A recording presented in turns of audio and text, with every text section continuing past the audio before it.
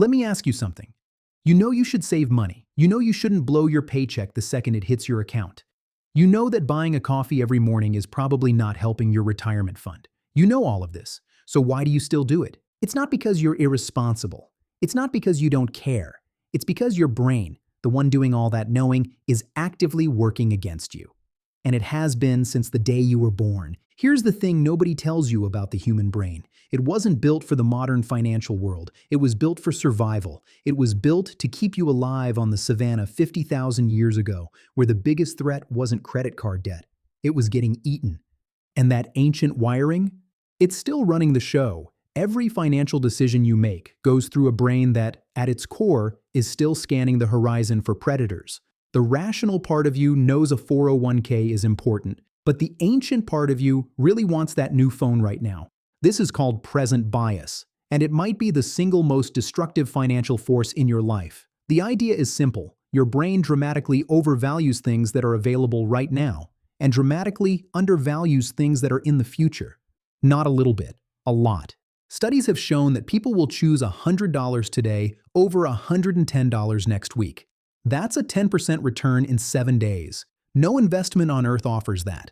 But the brain doesn't care. It wants the certainty of now. The future feels vague and uncertain and frankly kind of fake.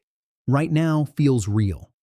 This is why retirement saving is so psychologically brutal. You're being asked to give up real money today. Money you can feel, touch, spend right now, for a hypothetical version of yourself decades in the future. That future you might as well be a stranger. Your brain doesn't really identify with them, so when it comes down to it, you choose present you over future you almost every single time. And the worst part? The financial system knows this. That's exactly why so many companies structure subscriptions, buy now, pay later schemes, and credit cards the way they do. They've engineered their products to exploit present bias, and it works every time.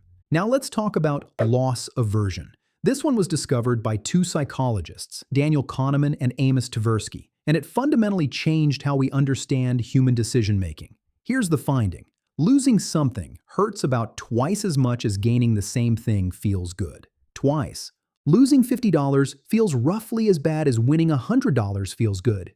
The pain and the pleasure are not symmetrical. Your brain weights losses far more heavily than gains. And this plays out in your finances in ways you might not even realize. Loss aversion is why people hold on to bad investments way too long, because selling feels like locking in a loss, even when holding is clearly the worst financial decision. It's why people stay in jobs they hate, because leaving feels risky, even when staying is costing them years of higher earning potential.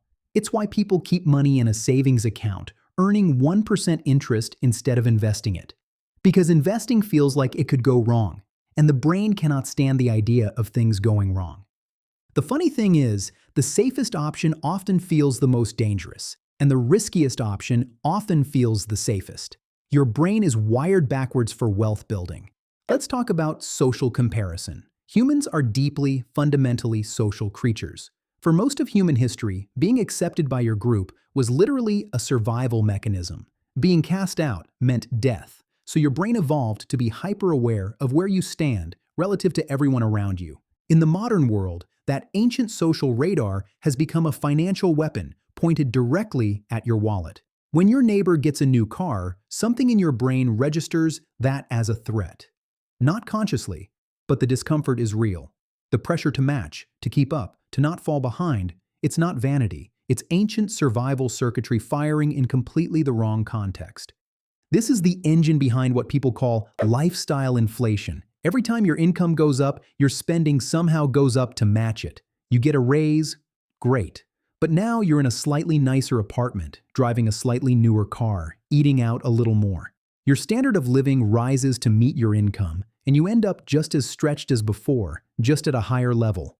You're running on a treadmill. The speed increases, but you're still not going anywhere. Even if you buy the thing, even if you get the raise, the car, the apartment, the feeling doesn't last. This is called the hedonic treadmill, and it's one of the most frustrating quirks of human psychology. No matter what good thing happens to you, your baseline happiness level returns to roughly where it started within a few months. The new car stops feeling new. The apartment stops feeling special. The raise gets absorbed into your new normal. And then what? Then you need the next thing. Your brain is running a system designed to keep you wanting, not to keep you satisfied. Because a satisfied animal stops striving and a striving animal survives. Scarcity mindset and urgency triggers. This is one the marketing industry has known about and exploited for decades, and your brain falls for it basically every single time.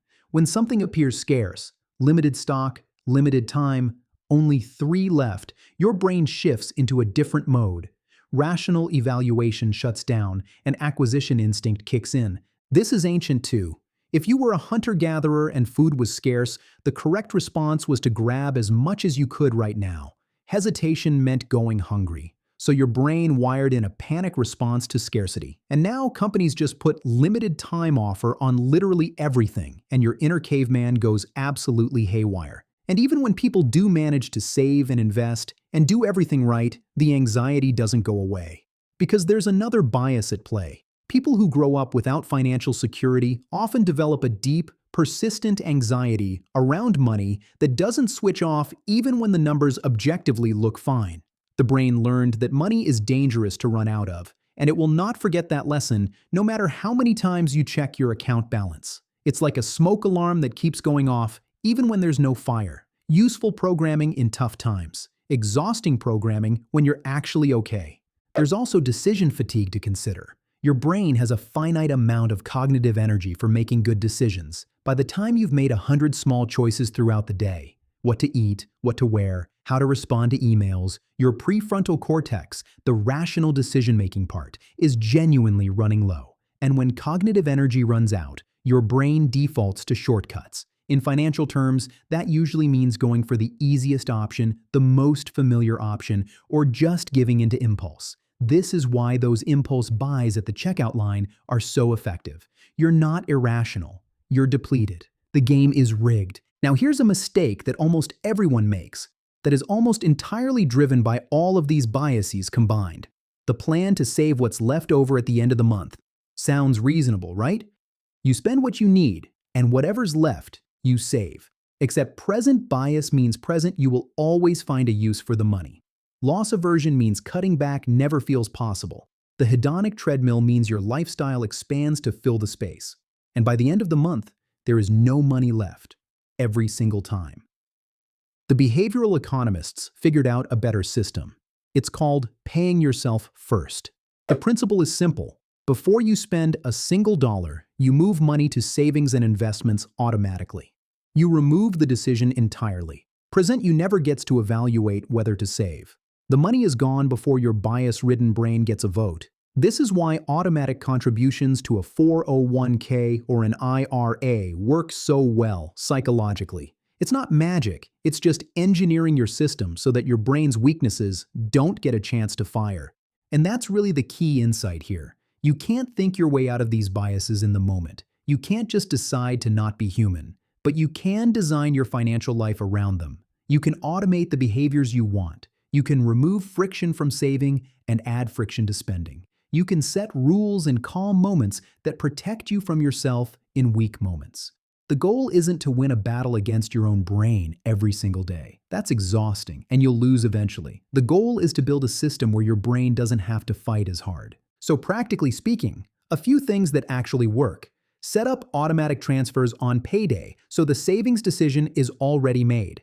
Implement a 48-hour rule on any non-essential purchase over $50. The urgency almost never survives the wait. Unsubscribe from retail emails. Seriously, you're just handing scarcity triggers direct access to your inbox. And when you're stressed or tired, avoid making financial decisions. That's when your biases are loudest. None of this requires willpower. It requires design. You're not fixing your brain. You're outsmarting it. Your brain is not your enemy. It's just operating on ancient software in a world it wasn't built for. Understanding why you make the choices you do is the first step to making better ones. And now you know. If this video made you think differently about your own money habits, hit subscribe. We put out videos every week designed to change how you think about money, not just what you do with it. Next week, we're covering something that sounds simple but almost no one actually understands. How compound interest really works, and why starting 10 years late might cost you more than you earn in a decade. You don't want to miss that one. I'll see you there.